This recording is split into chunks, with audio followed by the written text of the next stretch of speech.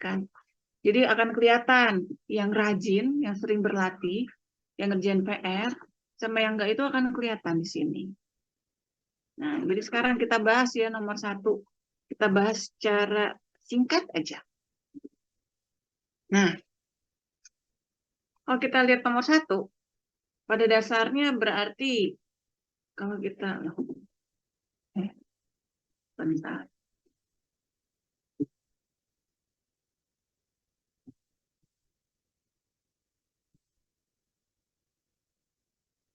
Oh, kok tulisannya miring?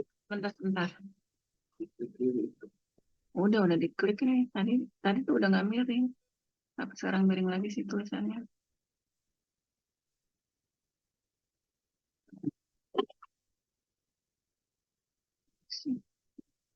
Tunggu sebentar ya, ini ada masalah dengan tabletnya.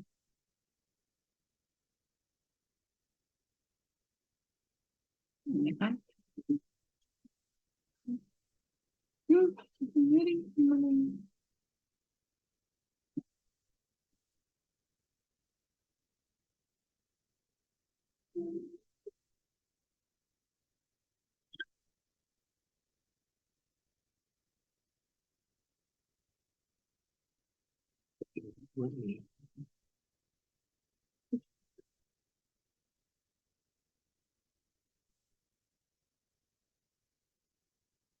Ini.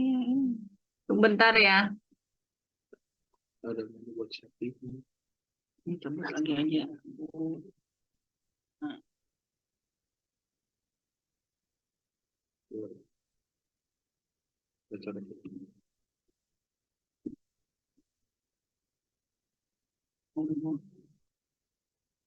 Nggak ada.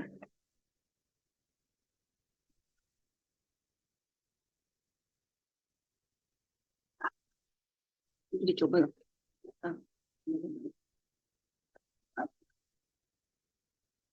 Ini ada nih. Terus diapain?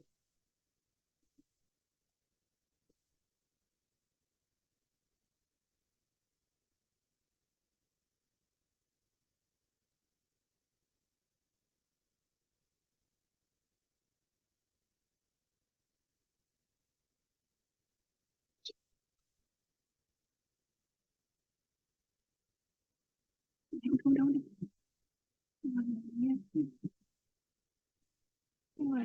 Kok nggak ada sih sekarang?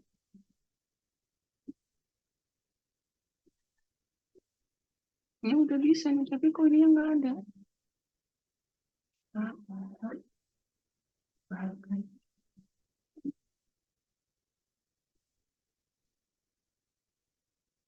Ini udah bisa nih gerakan mouse-nya.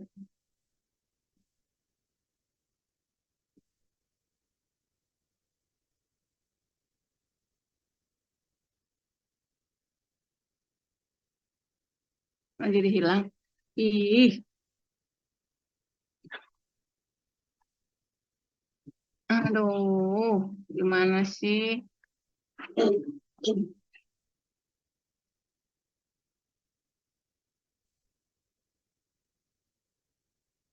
Ntar ya.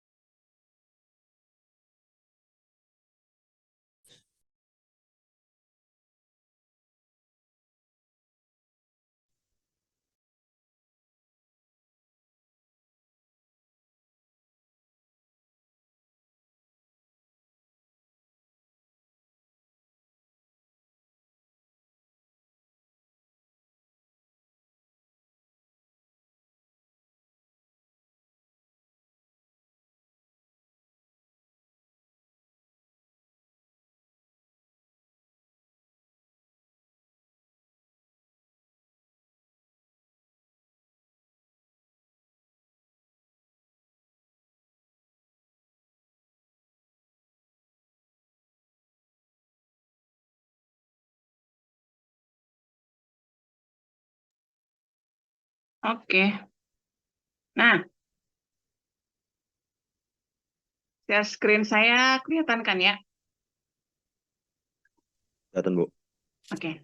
Nah, pada saat kita lihat soal ini, berarti kalau misalnya kita gambarkan, berarti ini ada generator 100 volt yang memiliki hambatan dalam sebesar 50 ohm.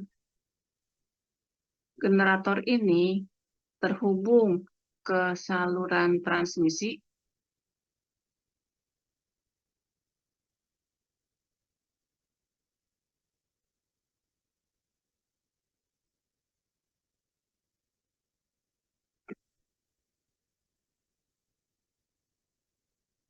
yang saluran transmisi tersebut terhubung ke kemana ya? Ke suatu beban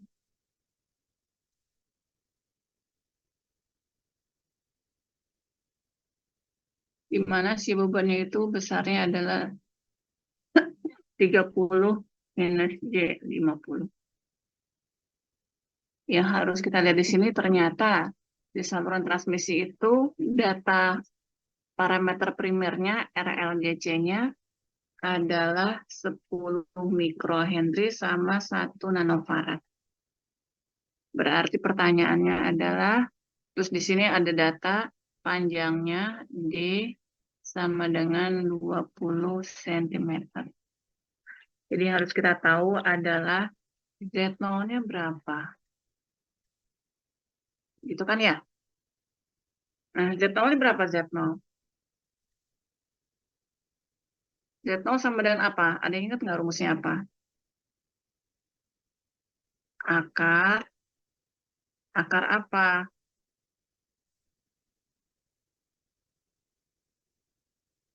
Ada yang ingat nggak? Akar R plus J omega L dibagi G plus J omega C. Ini saya hapus dulu sedikit karena akarnya panjang. Pernah lihat rumus ini? Berarti pada dasarnya sama dengan akar L dibagi C. Nah, kalau sekarang kamu masukin berarti L-nya berapa? L-nya adalah 10 pangkat berapa tuh?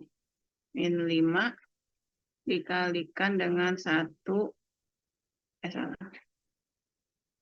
Dibagi dengan 1 pangkat min 9. Ya enggak? 10 mikro itu 10 pangkat. Salah.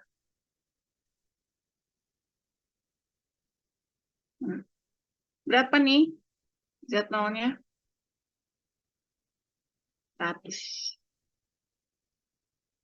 Ini Z0-nya. Berarti kita udah dapat Z0 100. Terus apa lagi? Kita lihat. D-nya adalah 20 cm. Si D ini pada dasarnya kita hitung, dia itu sama dengan berapa lambda? Sama dengan berapa lambda? Berarti kalau gitu kita harus tahu lambdanya berapa. Lambda itu adalah 2V dibagi beta. Lambda itu adalah 2V dibagi beta. Sehingga apa yang terjadi? Kamu harus nyari beta dulu.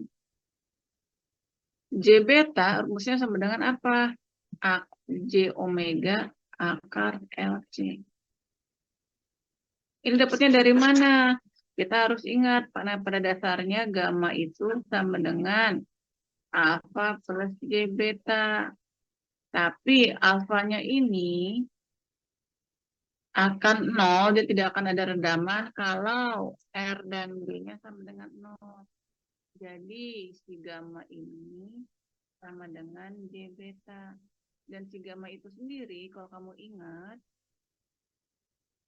si gamma itu sendiri pada dasarnya sama dengan apa? Akar R plus J omega L dikalikan akar G plus J omega C. Berarti sekarang R sama G-nya 0 berarti adalah J omega akar LC. Nah, ini kamu hitung. Omeganya berapa? Untuk soal nomor A, kamu tahu omeganya untuk frekuensi 10 mega sama untuk soal B untuk frekuensi 10 giga. Kamu hitung nih, harganya pasti beda. Sehingga nanti kamu akan dapatkan untuk nomor A dan nomor B, DA-nya itu pasti tidak sama dengan DB. Di mana? Menurut pendapat kalian, mana yang lebih besar? Ternyata DB itu akan lebih besar, jauh lebih besar daripada DA, gitu kan ya? Nah, terus kamu udah dapet, ya udah tinggal kamu hitung, mau pakai semicat ke, mau pakai apa, kalian hitung. Nah, kalian hitung. Nah, di sini pertanyaannya adalah yang harus dilihat adalah hitunglah daya yang diterima pada beban. Berarti yang ditanyakan itu adalah berapa besarnya PL, daya pada beban. Dan saat kamu udah menghitung panjang ini, yang kamu lakukan apa? Kamu bikin di sini adalah O1, di sini adalah, salah kembali. Kamu hitung di sini adalah O1, di sini adalah O2, di sini adalah titik minus D1. Kamu bisa menghitung kan? Akhirnya yang kamu hitung adalah apa? Kamu bisa menghitung ujung-ujung yang kamu cari adalah apa? Kamu bisa dapat Z-in kan ya? Iya nggak? Z-in, di mana Z-in itu adalah Z topi di titik minus D1. Oh, udah dapat Z-in, kamu udah bisa ngitung. Apa yang kamu bisa hitung? Kamu bisa ngitung I-in. Kalau bisa ngitung I-in, berarti kamu bisa ngitung apa lagi? Nah, sekarang saya mau nanya nih. Udah dapat kan berarti kan nanti kamu dari sini ke belakang. Dari sini kamu mundur ke belakang untuk mendapatkan Z-in. Udah dapat Z-in, kamu bisa menghitung I-in. Nah, selanjutnya yang saya tanya, apa yang kamu lakukan?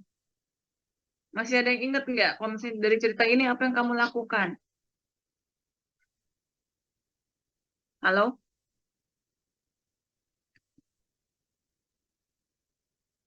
Kok pada diem sih?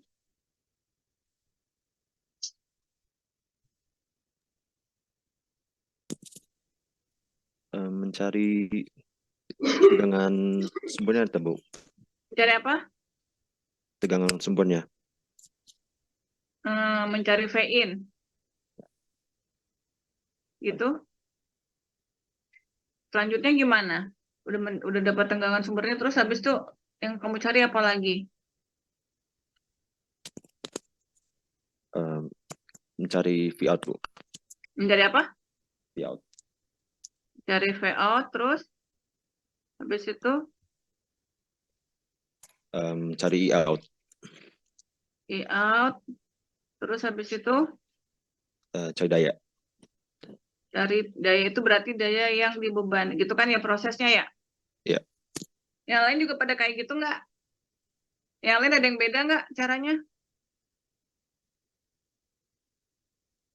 Seperti ini, Bu. Untuk A dan B seperti ini, sempat ngitungnya? Waktunya cukup nggak? Cukup. Cukup, Bu. Bisa ya? Oke. Tapi sekarang, kalian bekerja seperti ini. Tapi sekarang kita lihat. Kalau yang saya lakukan apa? Setelah saya tahu Z-in,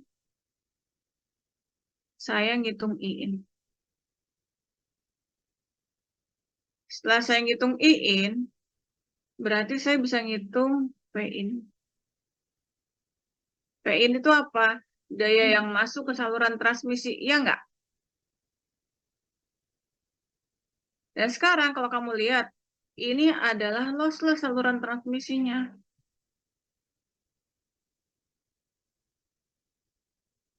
Kalau lossless artinya apa?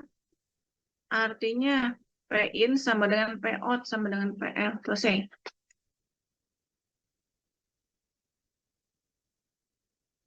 Ini langkah seperti ini.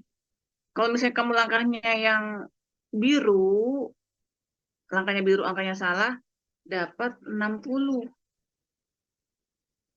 Kalau langkahnya ungu tapi angkanya salah, dapat 80. Seperti itulah perhitungan.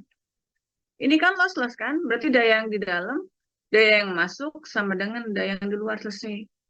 Terus habis itu kalian disuruh membandingkan. Bagaimana perbandingan hasil yang nomor C-nya ini gimana?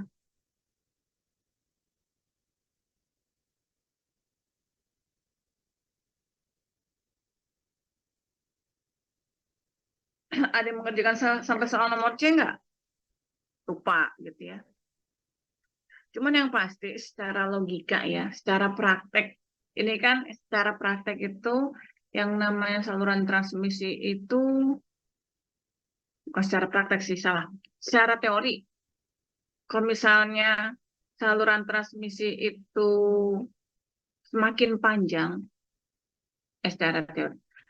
Kalau saluran transmisi itu semakin panjang, walaupun teorinya bilang dia itu lossless, yang namanya apa sih saluran transmisi ideal itu nggak ada lah. Karena sesuatu yang ideal, yang sempurna itu cuma milik Allah Subhanahu wa Ta'ala.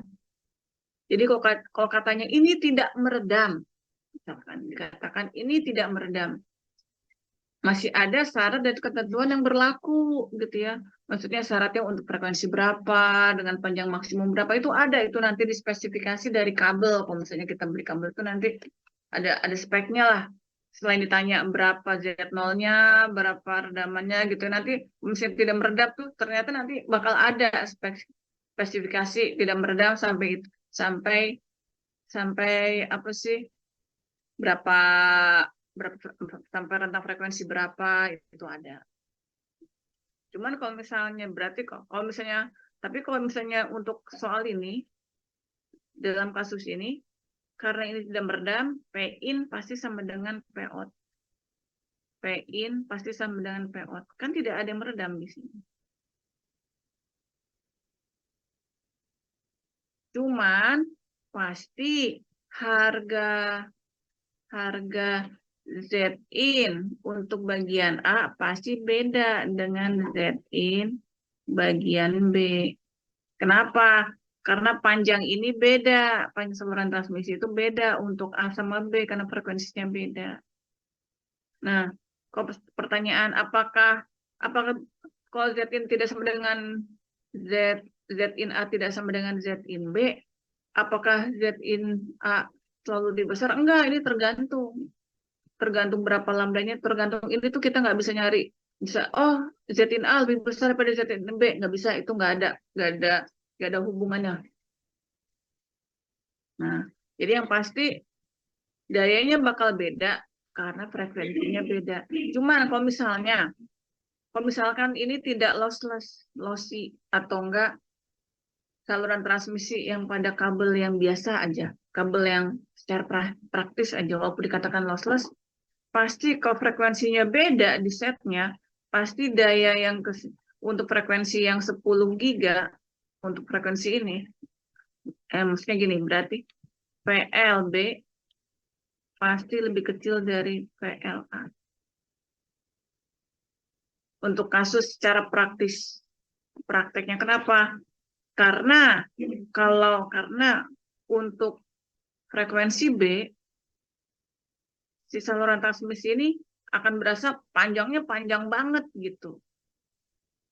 Dan yang namanya saluran transmisi yang tidak meredam secara sempurna itu nggak ada. Pasti secara praktek PLB akan kurang dari PLA. Tapi kalau di perhitungan, yang pasti di sini kalau untuk dulu salah. Maksud saya bukan gitu ya. Gimana sih ngomongnya, Profesor? Nah, untuk pasti PLB akan kurang dari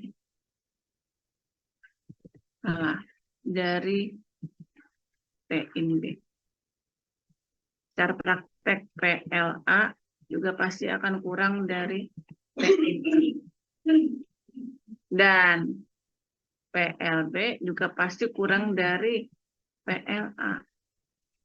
Ini kondisi secara praktik. Walaupun di komisnya kamu sekarang hitung PL sama dengan PIN itu hanya secara teori. Tapi secara praktek adalah yang saya buatin. Jadi untuk teori kamu cukup menghitung PIN sama dengan PL. Gitu deh. Nah, ini adalah soal nomor 1.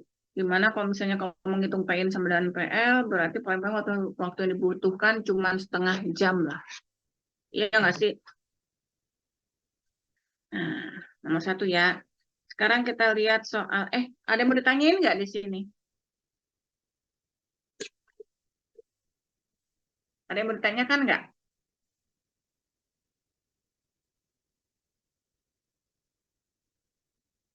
Kalau ada yang ngerasa bingung, ada yang ngerasa kok kayaknya aneh sih, kayak gitu-gitu, langsung aja ditanya karena ini kesempatan terakhir. Nah, kalau nggak ada yang mau nanya, udah kita lanjut nih. Nah, untuk soal nomor 2 nih.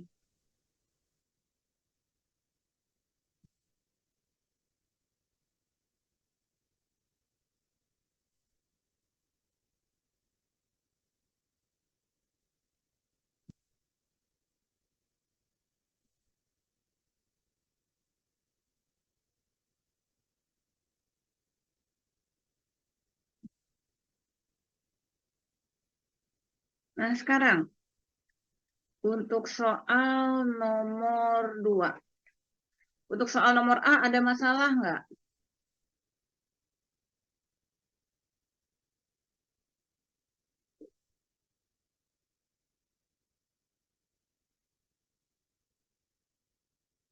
Halo, kalian pada ngedengerin nggak sih? Kalau kalian baca, kelihatan nggak sih share screen saya? Kelihatan, Bu. Oh ya, makasih. Gimana ini untuk soal nomor A? Ada masalah nggak untuk soal nomor A? Ini kan berarti tinggal kalian bikin apa sih? Kalau misalnya saya ngerasa untuk soal nomor A itu gampang banget ini tuh. Untuk soal nomor A itu adalah kasus normal. Jadi pertama-tama tinggal kamu bikin matching circle, terus habis itu rotated-nya, terus habis itu tentukan ZE, terus sama dengan ZD, karena jarak antara step pertama ke beban adalah 0, berarti ini kan DL-nya adalah 0 kan ya, jadi ZE sama dengan ZD, terus habis itu putar, dan seterusnya lah. Harusnya soal nomor A mudah. Nah, sekarang ada nggak yang merasa kesulitan pada saat mendapatkan soal nomor A? Saya coba cari chat dulu ya, sebentar. Ada nggak sih yang merasa kesulitan dengan soal nomor A?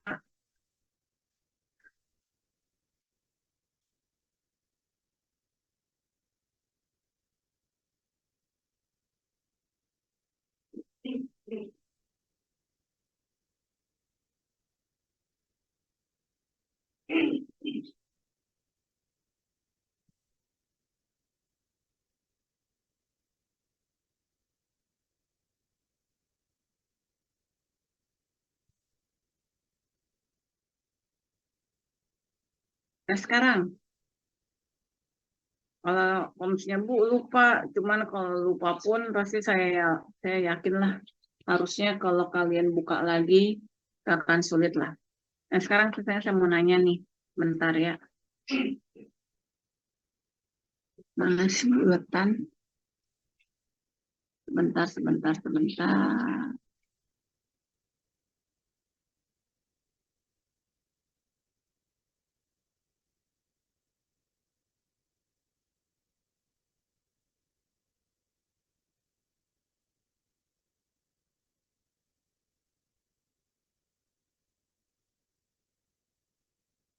Ini adalah matching circle.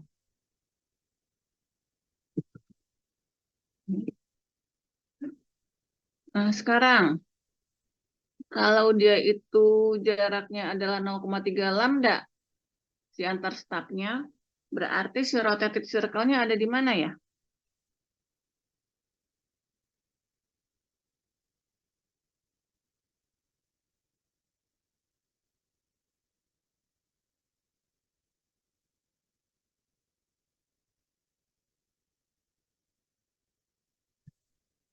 Diputar sejauh 0,3 lambda, Bu.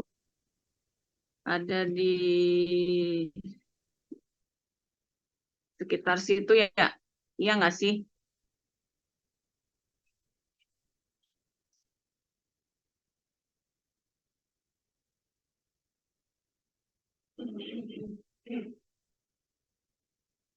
Sekitar sini ya? Benar nggak?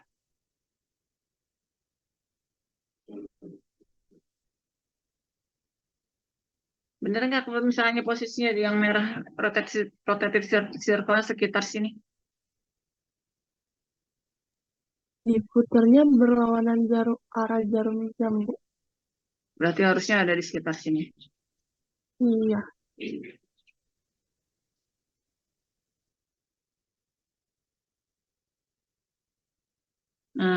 Ini juga gambarnya kegedean ya, tapi anggap ini gambarnya kegedean lah, kegedean ya, harusnya nggak segede gini, nggak apa-apa.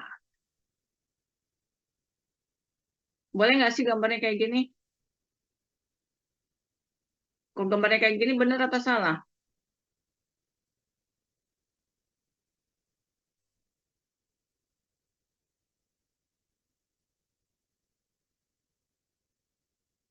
Kalau gambarnya kayak gini tuh salah ya. Kenapa salah? Karena harusnya tuh ini tuh nggak ada apa ya, daerah nggak boleh ada daerah yang ini.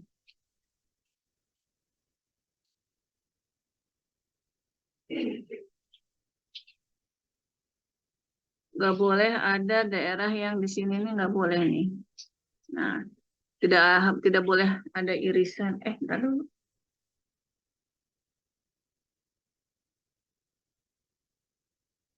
Boleh deh, boleh boleh. Nah, sorry ya, nah gambarnya seperti ini. Nah, terus kamu hitung. Nah, sekarang, misalnya, saya mau nanya nih, dari soal nomor A, misalnya kamu dapat DS1 adalah DS1 adalah 0,2 lambda untuk kasus short circuit. Kenapa? Karena step yang paling bagus adalah short. Sedangkan DS2 adalah 0,05 lambda untuk kasus yang short circuit.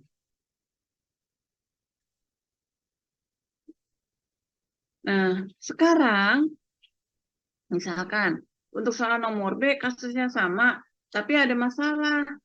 Step yang kamu miliki cuma ada panjangnya 0,1 lambda.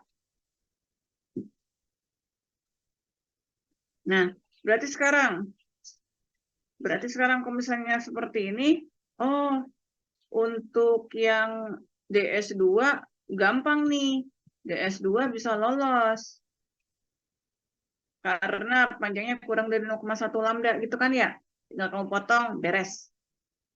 Tapi sekarang, bagaimana untuk mengatasi yang DS1? Kan panjangnya kamu butuhnya untuk menghasilkan step yang bagus itu, kalau dengan short dia tuh 0,2 lambda. Nah, sekarang ternyata ini harus kamu cuma punya step yang panjangnya 0,1. Nah, apa yang harus kamu lakukan?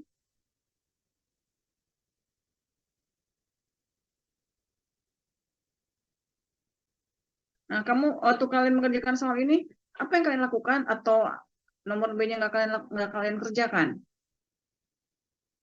Nah, sekarang gini, yang pasti yang bagus itu adalah kalau step itu adalah paralel, short, dan pendek. Ini paling bagus.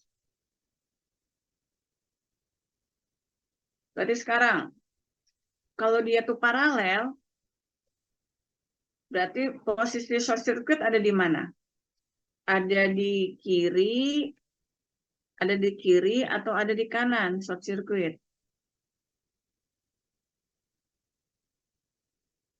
Halo? Kan ini kan, kalau ini kan posisinya 0. Kalau 0 itu short circuit, bukan kalau paralel. Ini adalah open circuit. Yang ini adalah posisi short circuit. Gitu kan ya? Masih ingat nggak sih?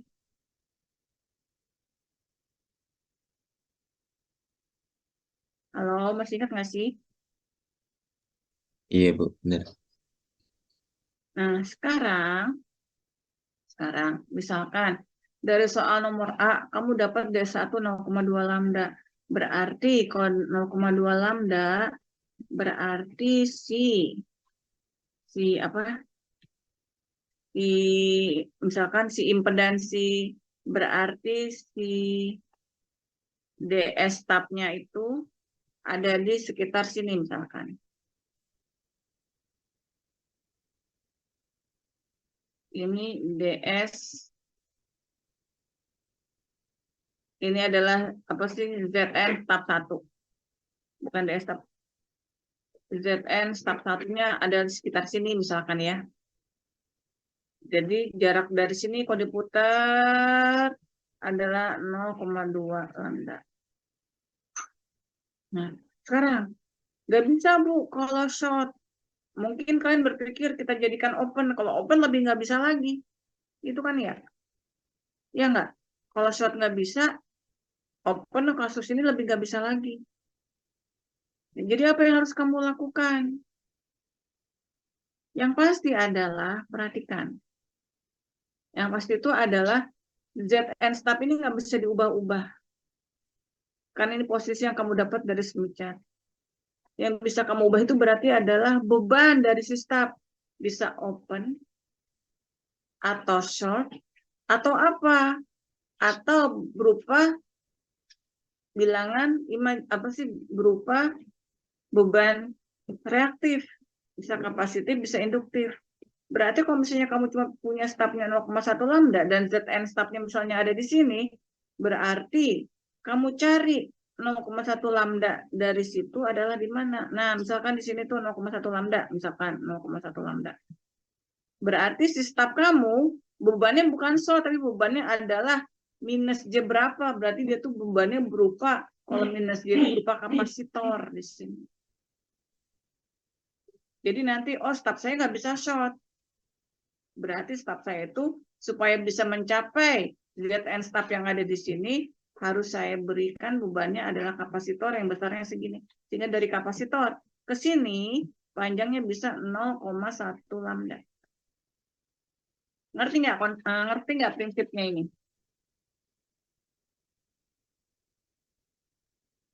Halo? Dan ini akan lebih baik daripada kamu pakai beban yang open. Beban open itu nggak dipakai. Jadi sebenarnya kalau kita ingin melakukan matching, kita itu bisa melakukan matching bukan dengan open short aja. Si stop itu bisa kita kasih beban, bisa beban yang induktif atau kapasitif. Beban itu bisa di sepanjang lingkaran terluar sini bebannya. Seperti itu.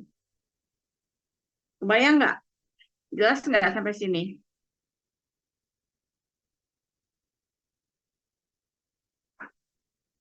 Ah, kok pada diem aja ya? Merhatiin nggak sih?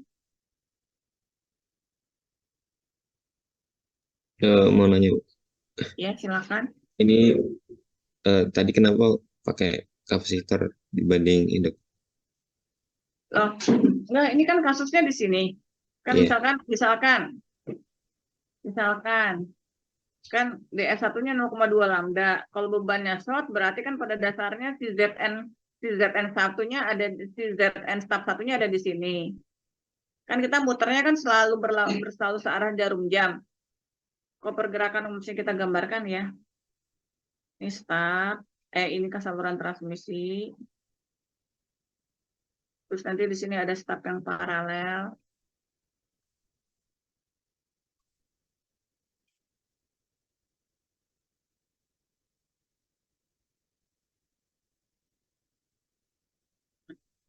Ini kan tadinya bisa short, bisa open. Dimana nanti kalau dia kita atur berapa panjangnya sehingga nanti kita tahu ZN stub di sini dapat gitu kan. Nah, sekarang ZN stub ini kan udah fix. Kalau bebannya short berarti panjangnya harus berapa, kalau bebannya open panjangnya berapa. Ternyata kalau stub yang kita punya panjangnya cuma 0,1 lambda, berarti si short nggak bisa, open nggak bisa, berarti kan kita cari kan dari sini kalau kita putar berlawanan arah sejauh 0,1 lambda itu di mana? Berarti bebannya di sini nih, ini beban stub.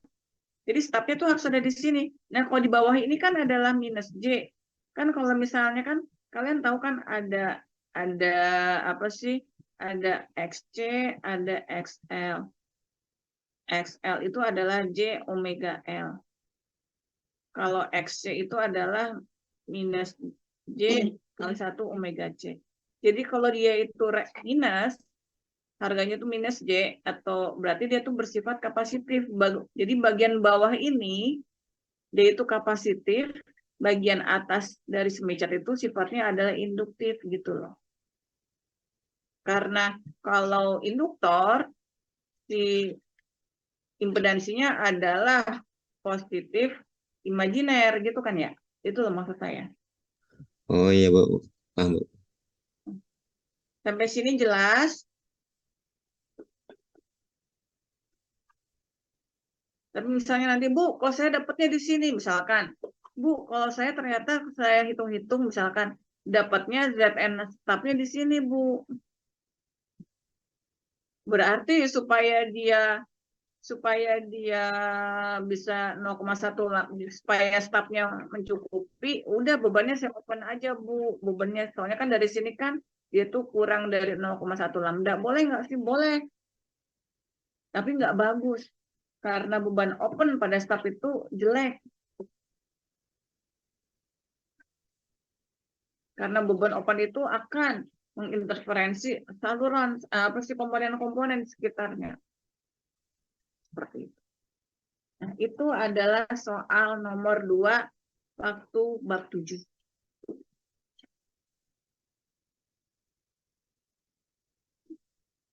Nah, sekarang kita akan bahas soal berikutnya ya. Soal berikutnya. Kita akan bahas kuis berikutnya. Sampai sini ada yang mau ditanyain dulu nggak sebelum kita move on?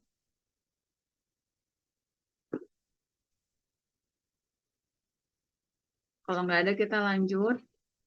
Ini adalah soal nomor 6.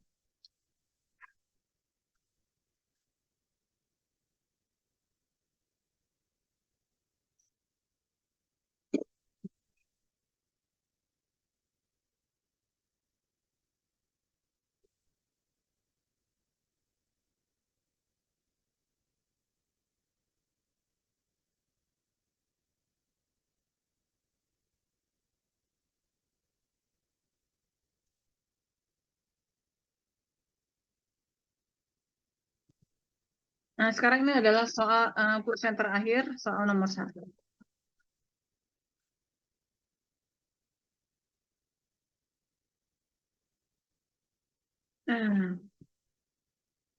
Masih ada yang ingat nggak ini kalian ngerjainnya gimana? Langkah-langkahnya gimana? Yang pertama ngapain? Yang pertama kalian ngapain? Kalian cari dimensi bumbung gelombang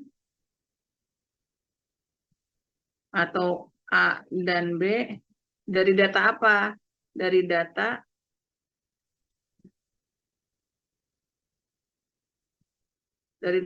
frekuensi cutoff 12 sama dengan 7,906 dan frekuensi cutoff 13 adalah 8,385.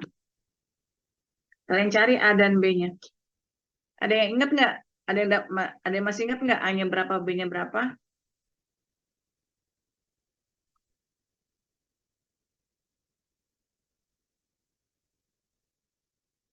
Ada yang masih ingat nggak?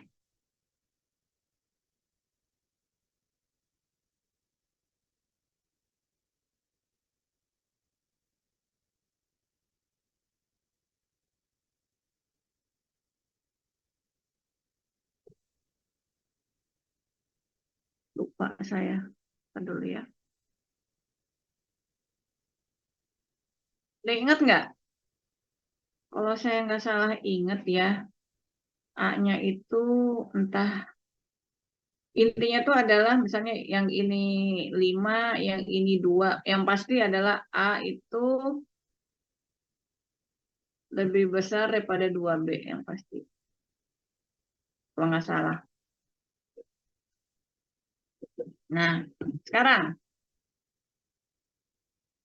dari yang pasti itu, tar dulu. Yang pasti itu adalah A-nya itu, ini saya lupa, tapi yang pasti itu A-nya itu lebih besar daripada B. Nah, sekarang kalau A-nya lebih besar daripada B, mode yang paling dominan mode apa?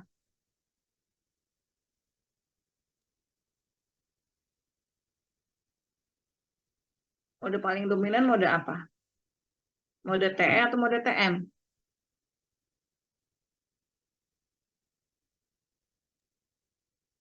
Mode TE, Bu. TE berapa? TE 10 atau TM 01?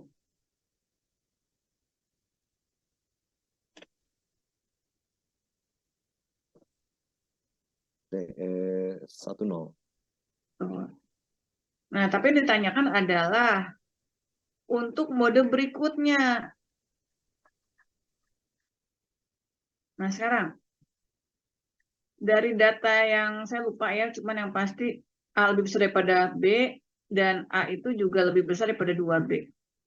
Nggak tahu 41, nggak tahu 52, nggak tahu 62, lupa saya. Nah, sekarang kalau angkanya misalkan angkanya seperti ini. Mode berikutnya, ini kan mode yang paling dominan TE10. Mode berikutnya yang paling dominan mode apa? Kemarin mode TE20, Bu. Betul. Ini nih yang paling dominan berikutnya. Nah, kebanyakan mahasiswa yang lain akan menjawab TE01. Karena, kenapa TE01? Karena biasanya itu A itu lebih besar daripada B, dan A itu kurang dari sama dengan 2B. Kalau kayak gini kasusnya berarti kalau misalnya A-nya 4, B-nya 2, atau enggak A-nya 6, B-nya 4, kayak gini-gini lah. Ini berarti emang kalau kamu hitung adalah TE10 kemudian TE01. Tapi untuk kasus yang seperti ini, berarti mode propagasi yang berikutnya adalah TE20. Nah, biasanya banyak mahasiswa yang langsung karena kita mikirnya kalau lihat di soal di Iskandar itu selalu dari TE10, TE01, TM11, biasanya habis itu nanti ke TM11. Nah, biasanya di sini nih banyak yang salahnya di sini. Karena pada dasarnya mode berikutnya adalah TE20. Ada nggak yang menjawab dari TE10 ke TE0, mode berikutnya TE01, ada nggak? Kalau ada berarti salah. Itu aja sih. Nah, sekarang ada yang mau ditanyain nggak?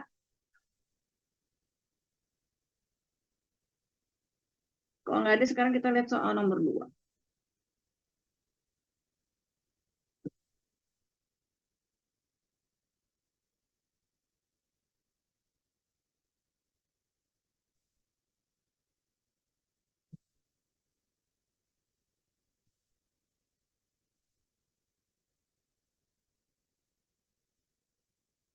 Nah, ini pada bisa ngerjain nggak?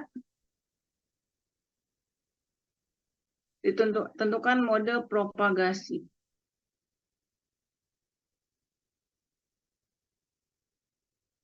Sekarang kalau kita lihat, kita udah tahu A sama kita udah tahu B. Berarti ini cara ngerjainnya gimana ini? Berarti kita tahu bahwa A kali X sama dengan MV per AX. Berarti M dikalikan V dibagi dengan 0,04 sama dengan A. Terus habis itu kita tahu bahwa 100 V sama dengan NV per BY. Artinya coret. Berarti N sama dengan 100 dikalikan B adalah 0,03 sama dengan 3. Terus data pelagis yang kita punya, omega sama dengan 2 kali 10 pangkat 10. Beta sama dengan 265,7. Nah, terus habis itu tentukan mode propagasi.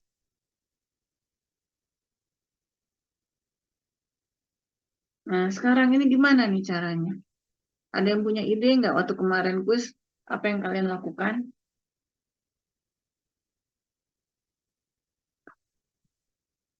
Yang pasti kalau misalnya mode propagasinya adalah ini TE atau TM. Terus habis itu M-nya berapa? Kita tahu ini udah 3, tapi M-nya berapa? Sekarang kita lihat. Data ini yang kita punya adalah ada data. Ini berarti yang kita punya ada data EX dan ada data HY. Di mana dari kombinasi ini kita akan dapat bahwa eta sama dengan EX dibagi HY. Jadi kalau kita lihat, kalau EX dibagi HY, berarti adalah 2 dibagi 0,017. Nah sekarang, terus gimana? 2, apa dulu ya? 2 dibagi 0,017. Kalau saya tulisnya adalah 117,64. Nah, terus gimana? Kamu ingat nggak sama gambar yang ini sebentar ya?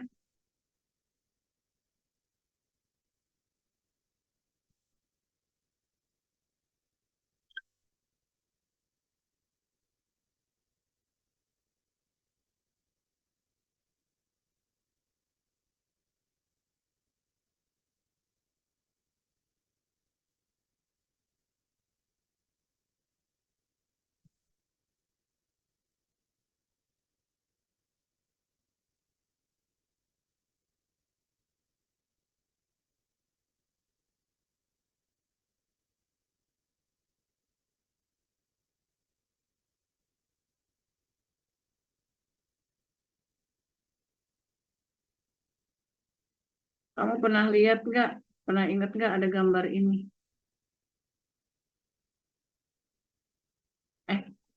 Bukan. Oh,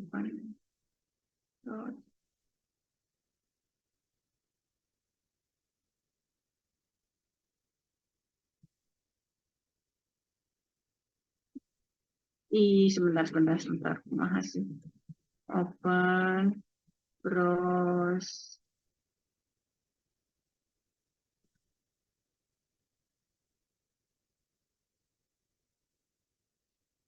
Pernah lihat nggak ada slide ini?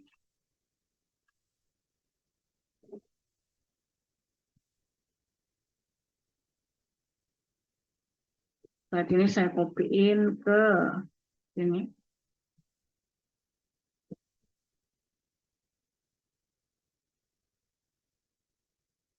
Sekarang kita lihat. Nah, itu terus gimana? Kita lihat 117 itu angkanya di mana? Bagian atas atau bagian bawah? Nah, tahu dari mana? Nah, kita lihat nih. Ini angkanya berapa? Ini kan pada dasarnya angkanya adalah angka impedansi adalah harga eta untuk dieelektrik. Dieelektrik yang mengisi bumbung gelombang adalah 4 epsilon 0, mu 0. Artinya apa? Artinya ini tuh adalah sama dengan 60 V. 60 V itu angkanya adalah 100 berapa sih? 188,5 ohm. Artinya si 117,64 itu ada di bawah sini. Ada di bawah sini nih. Berarti ini yang pasti udah pasti adalah mode TM. TM berapa? M3. Seperti itu. Nah, sekarang gimana mencari M-nya? Kamu pakai data-data yang ini. Dari beta, dari angka 2, dan ini kamu cari angka-angkanya. Kamu akan dapat nanti. Nah, cara nyarinya gimana, Bu? Nah, sebenarnya cara yang gampang itu adalah seperti ini. Cara yang gampangnya adalah udah tahu mode TM. Udah tahu apa sih? Udah tahu N-nya adalah 3.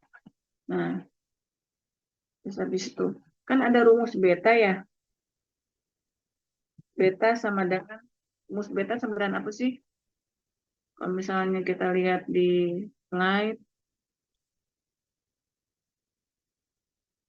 ntar dulu, bukan slide yang ini, sebentar ya. File, open.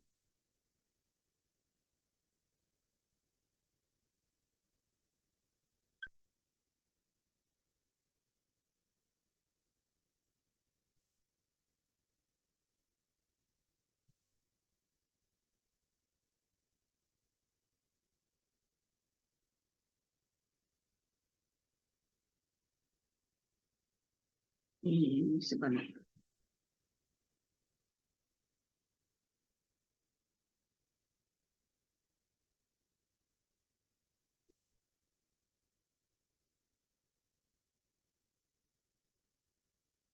Sekarang kalau kita lihat,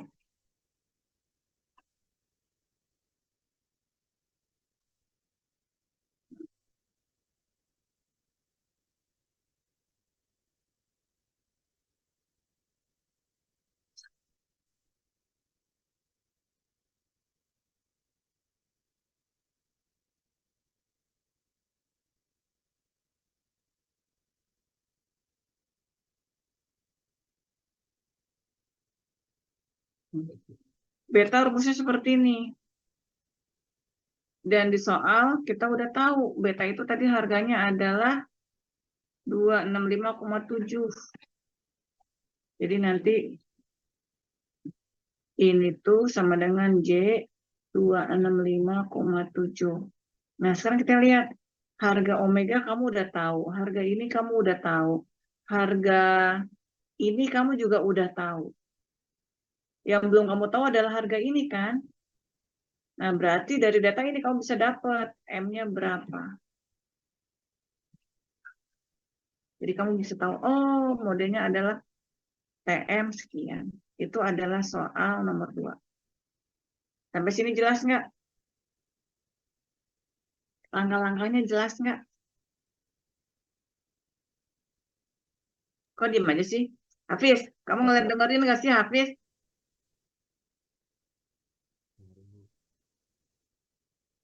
Hafiz? Malah nggak ada.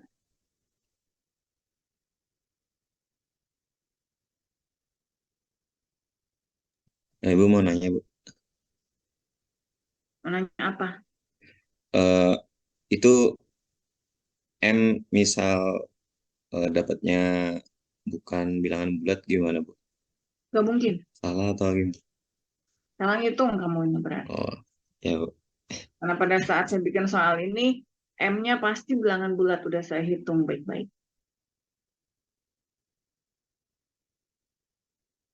Kecuali kalau misalnya kamu pada saat itu bukan bilangan bulat karena kamu melakukan banyak pembulatan gitu ya. Misalnya harusnya dia tuh 3 gitu ya. Misalnya TM 23, misalnya kamu dapatnya M-nya adalah 2,030 berapa kayak gitu-gitu. Ya kamu bulatin aja. Cuman kalau misalnya atau enggak 2,000 sekian gitu ya, kamu bulatin jadi 2 gitu. Cuman harusnya sih nggak jauh karena ini udah dihitung berdasarkan dengan teliti bahwa M-nya itu adalah bilangan yang bulat. Ini Hafiz nggak ada ya? Kalau itu Bu, di chat katanya mic-nya kayaknya rusak.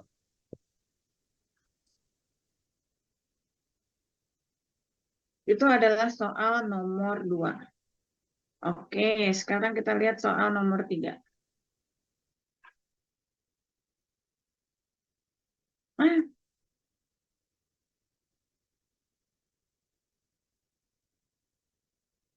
Nih, soal nomor 2 dan nomor 3 nih yang asik nih. Asik kata saya asik. Atau isi kata kamu gimana?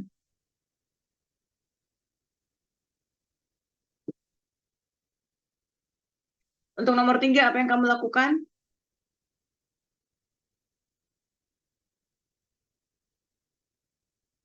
Kalau misalnya untuk nomor 3, ada nggak yang ngerjain soal nomor 3?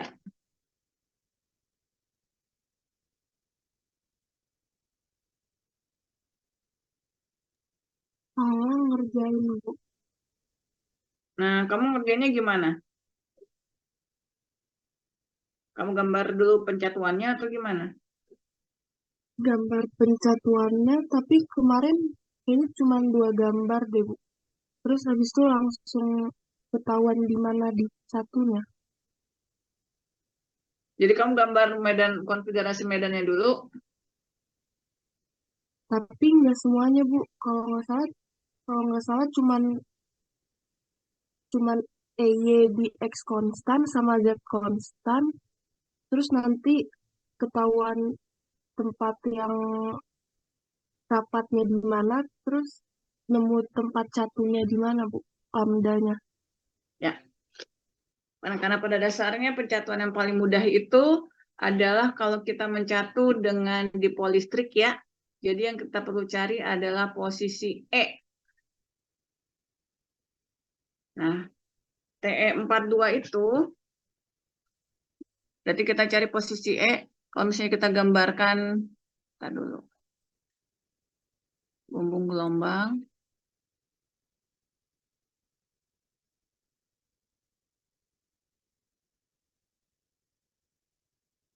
Itu.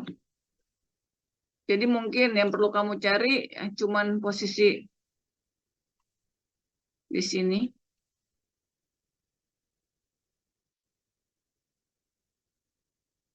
Sama posisi, gimana gambarnya ya? Posisi di bidang yang warna hijau, sama posisi di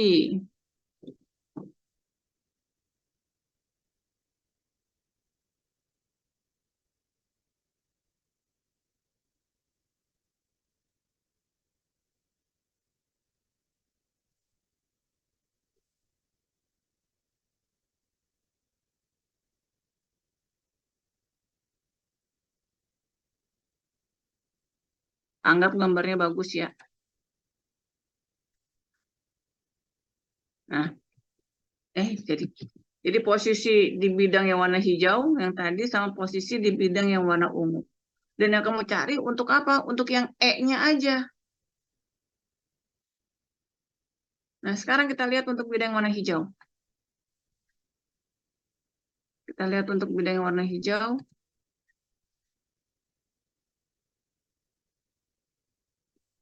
Nanti kamu cari, kalau misalkan ini adalah sumbu, kalau ini adalah sumbu X, ini adalah sumbu Y, berarti yang kamu cari aja EX-nya sama dengan gimana. Kamu cari di sini yang paling tebal gimana, yang paling banyak gimana, kamu lihat kemungkinan adalah TE42.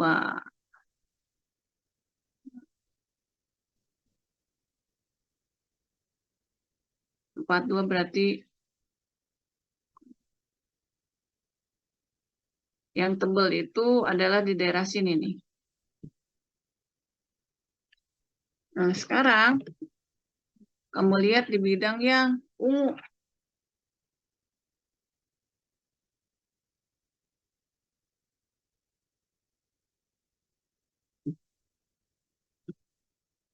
Bidang yang ungu berarti ini adalah sumbu X, ini adalah sumbu Z. Kamu cari di bidang yang ungu ini, EX-nya juga yang mana? EX-nya gambarnya yang mana?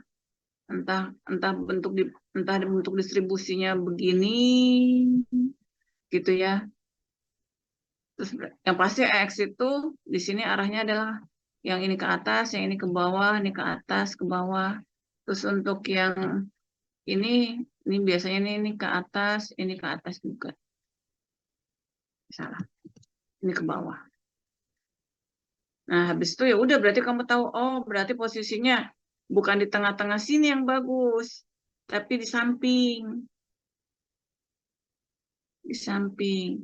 Tapi bukan di ujung sini juga, tapi rada kamu hitung nanti, kamu bakal tahu itu jaraknya berapa lambda. Jadi nanti posisinya tuh ada di sini. Jadi nanti pencatuannya begini.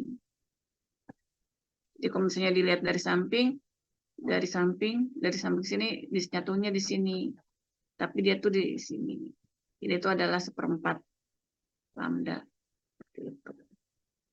Jadi nggak usah gambar susah-susah. Gambar 2 bidang aja, terus kamu misalnya, oh saya mau pakai di polistrik. Kalau misalnya di polistriknya adalah yang arahnya EX, kan ini kan adalah sumbu X, ini adalah sumbu Y. Kamu cari aja posisi EX di sini, sama posisi EY di sini, sama posisi EX di bidang yang warna ungu.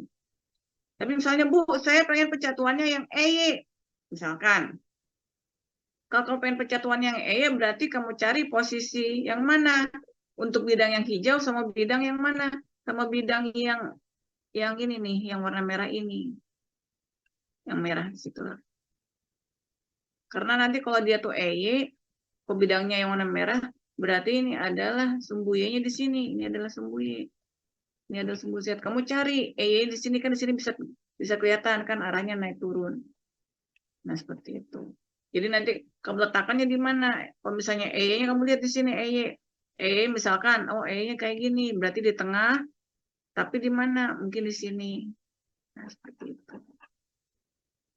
Nah, jadi intinya dimanapun kamu letakkan, bebas itu boleh yang ini, boleh yang itu, asal ada gambar yang mendukung kenapa kamu meletakkannya di situ. Intinya kayak gitu.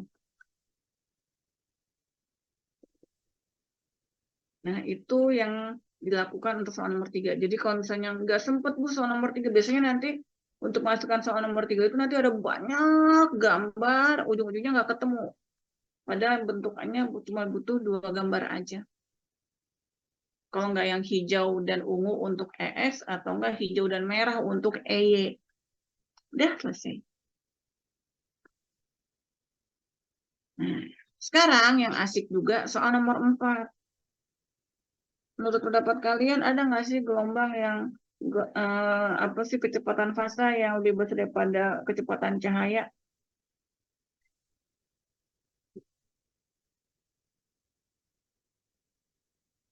Ada nggak?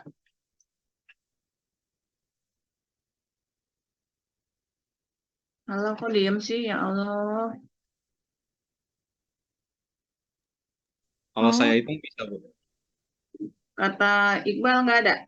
Bisa, ada. Gimana tuh Iqbal caranya Iqbal? Kan kecepatan fasa kan itu ya. Kalau dari rumus kan kecepatan fasa di dielektrik per akar 1 min FC per F kuadrat ya, Bu. Nah, kamu bisa itu nggak Iqbal bisa nulis-nulis nggak pakai notet gitu bisa nggak anotet? Eh, saya nggak ada. Saya pakai mus kayak jelek. Nggak apa-apa. Mana ya? Kamu ntar dulu, kamu ngomong saya tulis gimana? Ntar dulu saya ambil pulpen saya dulu. Gimana Iqbal? Kan untuk di bumbung gelombang kecepatan fasa di dielektrik dibagi akar 1 min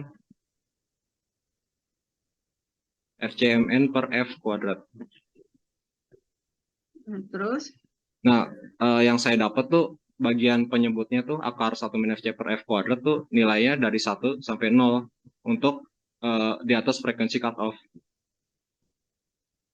Jadi kalau kalau misal kita ambil di udara ya, berarti kan PP dielektriknya itu 3 kali 10 pangkat 8 yaitu C, Bu. Jadi ya antara sama dengan C atau lebih dari C gitu. Kan dibagi jaraknya 0 sampai 1.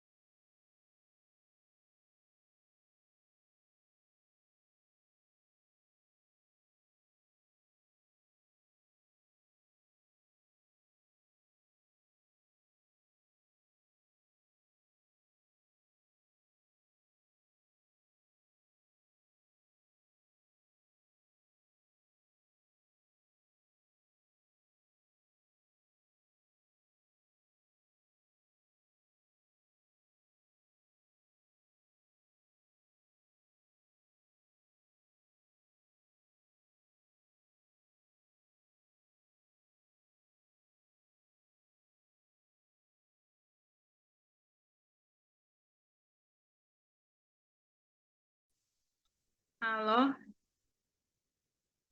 Maaf ya, tadi keputus tiba-tiba internetnya. Nah, sekarang kita lihat ya. Tadi temannya kata Iqbal bisa. Kalau dibuktikan secara rumus itu seperti ini, berarti bisa. Karena harga apa? Harga yang di bawah sini itu antara 0 sampai 1.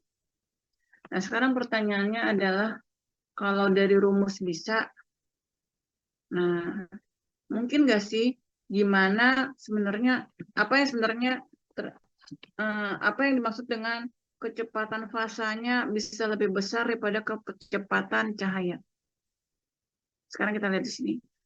Kita udah tahu kalau misalnya gelombang yang merambat pada bumbung gelombang itu kan pada dasarnya merupakan apa sih, gelombangnya tuh mantul-mantul gitu ya. Jadi kalau kita gambarkan, ini adalah gelombang yang ini. Nanti gelombang ini akan dipantulkan. Akan dipantulkan ke sana, S. Nah, seperti itu. Nah, sekarang kan, tapi kan gelombang itu kan bukan cuma satu ini ya, berkasnya. Ada juga gelombang yang lain yang sama juga. Nah,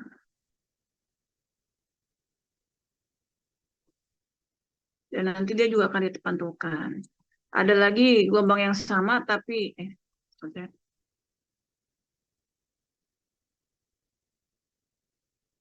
ulang lagi. Ini juga dipantulkan. Nah, sekarang kita lihat Kita lihat. Terus habis itu ada lagi, misalkan saya gambarin 3 gelombang nih. Gelombang yang sama, tapi berkasnya berbeda. Kan gelombang itu kan bukan cuma satu garis gitu ya. Tapi kan kayak sinar lampu, apakah dia bentuknya satu garis? Enggak. Nah, ada pandukan gini. Nah, kita lihat. Kita lihat. Ini saya kasih titik warna hitam-hitam gini. Intinya pengen ngeliatin, mungkin nggak sih yang kecepatan lebih besar daripada kecepatan cahaya itu ada? Mungkin. Titik yang hitam ini,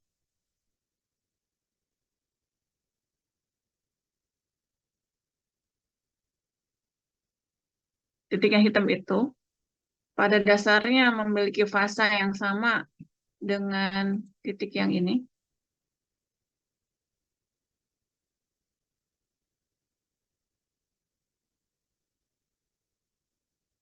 Dia juga memiliki fasa yang sama dengan titik yang ini.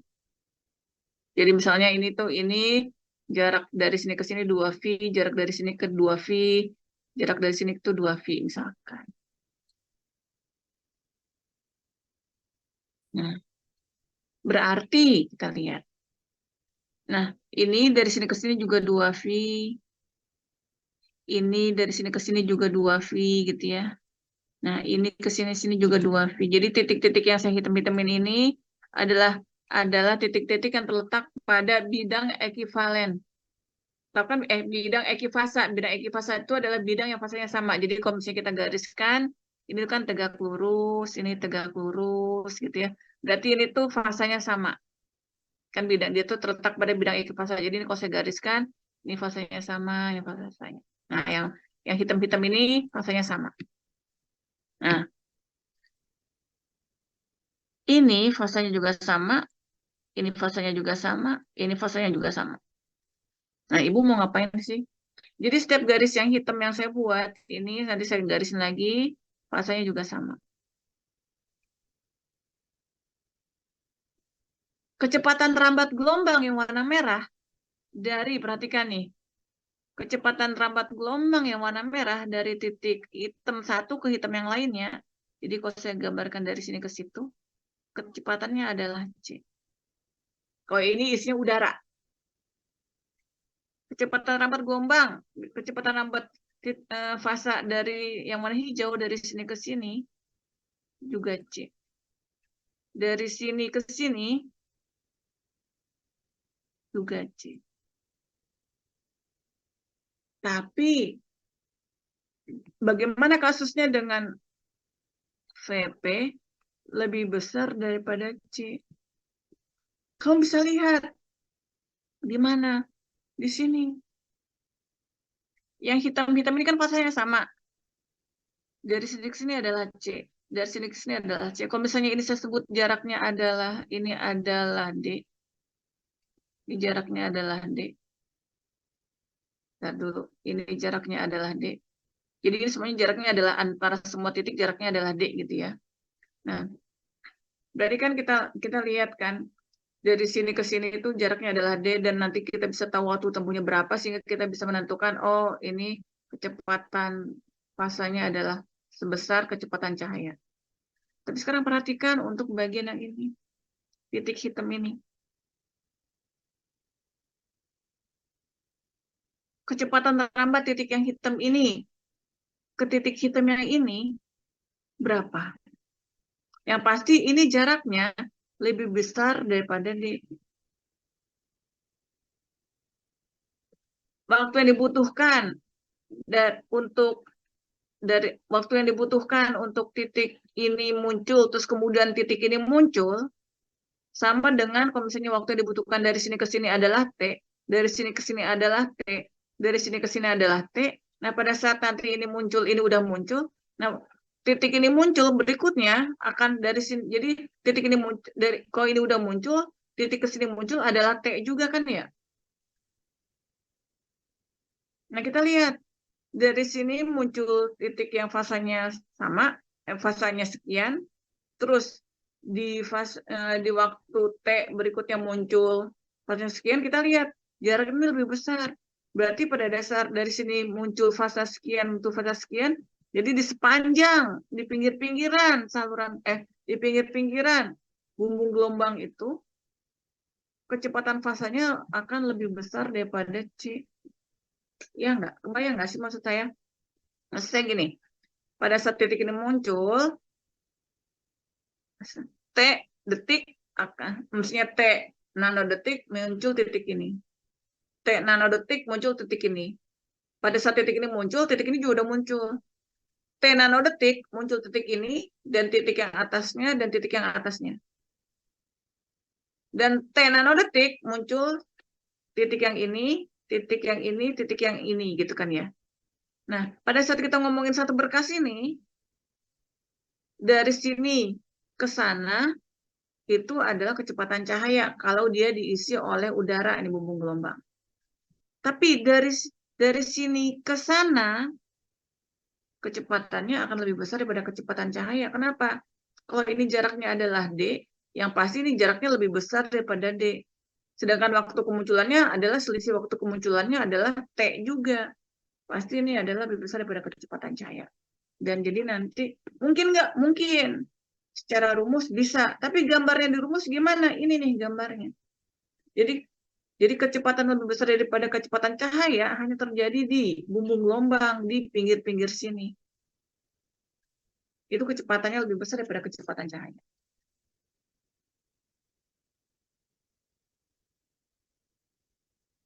Nah, jadi kalau misalnya ditanya, nggak mungkin. Nah, berarti mereka itu belum belajar bumbung gelombang. Itu deh jawaban soal nomor 4. Nah, selain Iqbal, ada lagi nggak yang menjawabkan mungkin? Ada selain Iqbal? Saya juga, Bu. Berdasarkan rumus ini? Iya. Oke, alhamdulillah. Ada lagi nggak yang lain? Saya juga, Bu. Saya itu siapa? Aldi Azhar, Bu. Namanya siapa? Nggak kedengeran. Nggak kelihatan di sini. Aldi Azhar, Bu. Aulia. Oh ya, alhamdulillah. Nah, berarti ya kalau misalnya saya juga ya. Berarti alhamdulillah kalian udah belajar, entah belajar dari buku, entah belajar dari kakak kelas, dari soal-soal tahun lalu. Gak apa-apa, dimana belajar itu bisa di situ aja. Nah, nanti akan timbul, kalau misalnya setelah kalian mendengar pembahasan ini, pasti nanti akan timbul pertanyaan-pertanyaan selanjutnya. Pertanyaan-pertanyaan selanjutnya yang timbul itu tidak akan saya jawab, karena kalian pikirin sendiri jawabannya apa. Mungkin, kalau misalnya, saya nggak timbul pertanyaan, ya sudah.